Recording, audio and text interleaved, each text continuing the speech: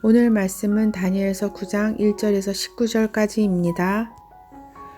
메대 족속 아하수에로의 아들 다리오가 갈대아 나라 왕으로 세움을 받던 저때 곧 그 통치 원년에 나 다니엘이 책을 통해 여호와께서 말씀으로 선지자 예레미야에게 알려주신 그 연수를 깨달았나니 곧 예루살렘의 황폐함이 70년 만에 그치리라 하신 것이니라.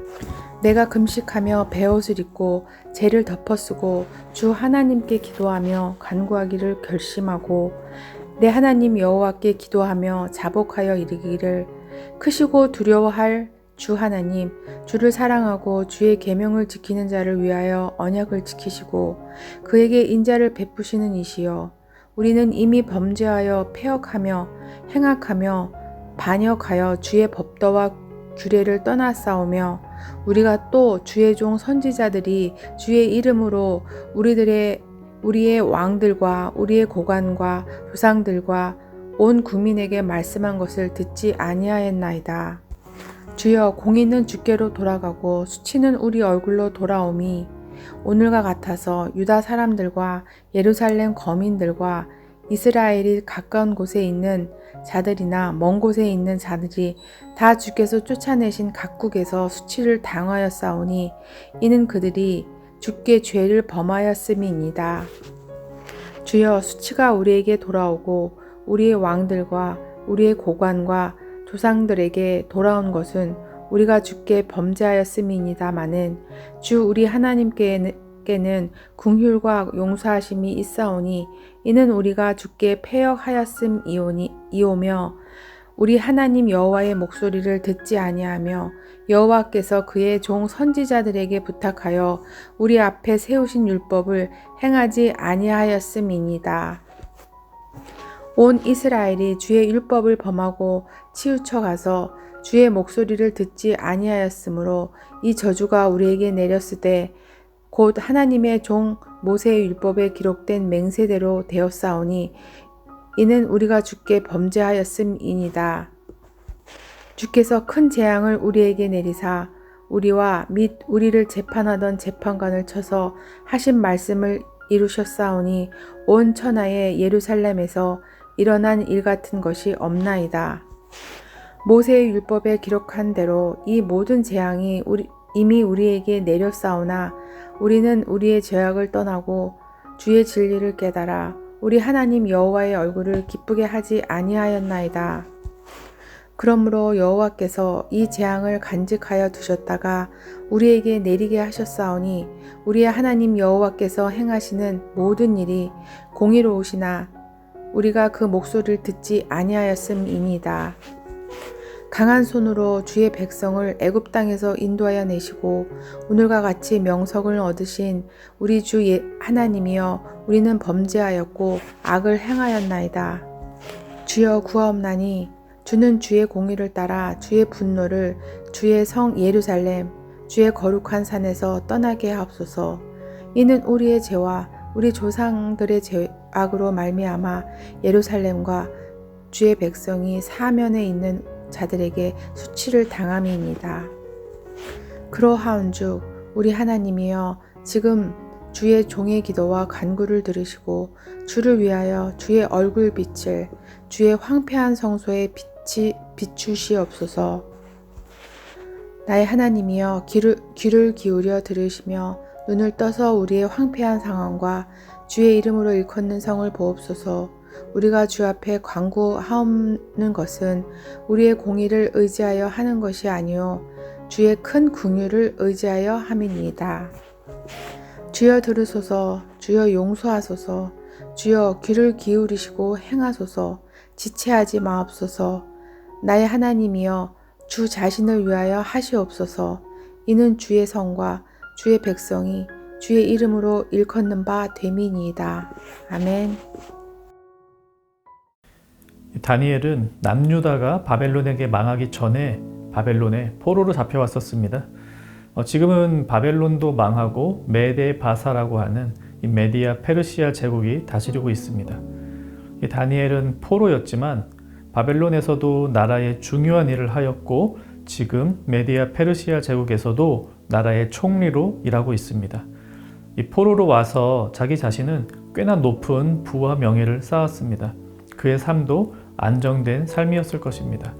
하지만 그의 마음속에 항상 자리 잡고 있는 것은 하나님께서 언제까지 하나님의 백성들을 이렇게 포로로 살아두게 하실 것인가 하는 점이었습니다. 하나님께서 자신의 조상 아브라함에게 주셨던 그 땅을 언제 다시 찾게 하실 것인가. 이 다니엘의 마음속에는 그런 생각이 항상 가득했습니다. 다니엘이 성경을 읽습니다. 그가 가지고 있는 성경은 오늘 우리가 가지고 있는 것처럼 66권의 완성된 형태로 있는 성경은 아닙니다. 그에게는 아마도 모세오경이 있었을 것이고 역사서 중에 몇 권이 있었을 것입니다. 그리고 아마도 선지자들이 쓴 성경 중에 몇 권도 가지고 있었던 것 같습니다. 그는 그 중에서 예레미야 선지자가 쓴 글을 읽습니다. 예레미야서죠. 그러다가 그 가운데 하나님의 뜻을 발견합니다. 이 포로로 잡혀서 바벨론과 페르시아 제국에서 살던 이스라엘 백성들은 70년이 지나면 다시 고국으로 돌아가게 될 것이라는 하나님의 약속을 발견한 것입니다. 예루살렘 땅은 70년 동안만 황폐해 있다가 다시 회복된다는 사실을 깨달았습니다. 이제 시간이 얼마 안 남았습니다. 이제 곧 하나님께서 70년의 포로기를 끝내고 하나님 백성을 예루살렘으로 돌아가게 하실 것입니다. 이 놀라운 비밀을 알게 된 다니엘, 무엇을 하였을까요? 기도합니다. 여러분 같으면 이때 어떤 기도의 제목을 가지고 기도하시겠습니까? 다니엘은 회개 기도를 합니다.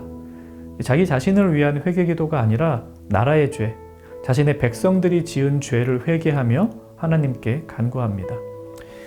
이 하나님의 회복의 약속을 발견한 시점에 이 안도와 감사의 제목 대신에 회개의 기도를 하는 것, 어떤 의미일까요?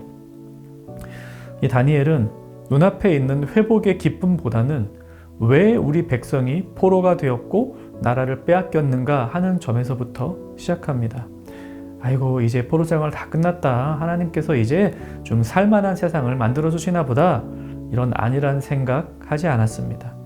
하나님께서 주시는 회복의 약속 앞에서 어디에서부터 우리가 잘못되었는가를 보려 합니다. 그래야 회복하신 이후에는 그와 같은 잘못을 다시는 저지르지 않을 수 있기 때문입니다. 다니엘은 포로기가 시작된 정확한 지점을 찾았습니다. 유다와 이스라엘의 죄악입니다. 거기에서부터 모든 일이 시작된 것입니다. 이유 없이 나라를 빼앗긴 게 아닙니다. 억울하게 포로로 잡혀간 게 아닙니다. 하나님께서 끊임없이 선지자들을 통해 말씀하시고 회개를 촉구하셨건만 그들은 듣지 않았습니다. 마치 하나님의 율법을 들어보지도 못한 나라처럼 자신 멋대로 살았고 하나님께서 살아계시지 않은 것처럼 우상을 숭배했으며 나 혼자만 세상에 사는 것처럼 이웃을, 약자들을 돌보지 않았습니다. 그 모든 죄악이 하나님의 진노를 일으켰고 결국 나라가 망하고 포로로 흩어지는 결과를 가져왔던 것입니다. 다니엘은 그 백성의 죄악을 하나님께 올려드리며 회개합니다. 다니엘이 큰 잘못을 했는가? 아닙니다. 그 나라 백성들이 하나님께 회개하지 못하기 때문에 다니엘이 대신하여 회개하고 있는 것입니다. 하나님의 선하심과 인자하심을 찬양하며 우리 백성들의 패역함을 아뢰고요. 다시 회복하는 하나님 나라에서는 하나님만을 온전히 섬기는 그런 나라가 되게 해달라고 기도합니다. 이 다니엘의 기도 중 17절을 세번역 성경으로 읽어드리겠습니다. 우리의 하나님, 이제 주님의 종의 기도와 간구를 들어주십시오. 무너진 주님의 성전을 복구하여 주십시오. 성전을 복구하셔서 주님만이 하나님이시라는 것을 모두가 알게 해 주십시오. 이 죄로 인해 큰 문제가 발생했고 재발을 방지하기 위해 다니엘은 기도합니다. 이제는 정말 하나님만 섬기는 나라가 되게 해 주십시오. 우리 가정과 학교, 직장에도 이 크고 작은 문제들이 늘 발생하죠. 잘못한 사람을 찾아내어 정죄하고 책임을 묻는 것도 중요한 일이겠지만 어쩌면 더 중요한 것은 다시는 그런 일이 일어나지 않도록 재발을 방지하는 일일 것입니다. 그것을 위해 다니엘은 자신이 범죄한 백성의 이런 일을 고백하며 하나님께 회개하였습니다. 세상 속에서 살아가는 하나님 나라 백성에게 필요한 자세도 그와 같지 않을까 생각해 봅니다. 누구라도 실수할 수 있죠. 잘못할 수 있습니다. 그때 책임자를 적발하는 것을 넘어서 어떻게 우리 가정과 학교와 회사에 다시는 이런 나쁜 일이 일어나지 않을 수 있을까? 이런 고민을 하면서 더 좋은 시스템, 더 좋은 문화, 더 좋은 분위기를 만들어갈 수 있지 않을까? 이런 고민을 하는 사람, 그리고 그 고민을 기도로 풀어내는 사람, 그것이 바로 하나님 나라 백성입니다. 그런 하나님 나라 백성이 그런 가정과 학교와 회사에 있다면 그곳은 축복받은 곳이 될 것입니다. 우리가 살아가는 바로 그 자리에서 죄악이 사라지고 실수가 방지되며 함께 잘 살아가는 세상을 만들기 위해 기도하며 하나님의 은혜를 구하는 그런 하나님 나라 백성의 삶을 살아가도록 합시다. 말씀 생각하며 기도합시다. 우리 가정과 학교와 직장에 하나님의 은혜가 임하기를 우리 날마다 기도합시다. 남의 탓을 하기보다는 공동체를 대신하여 먼저 기도할 수 있는 그런 하나님 나라 백성이 되게 하옵소서. 오늘 하루도 하나님 나라 백성으로 기도하며 살아가는 정형가족 되시기를 바랍니다.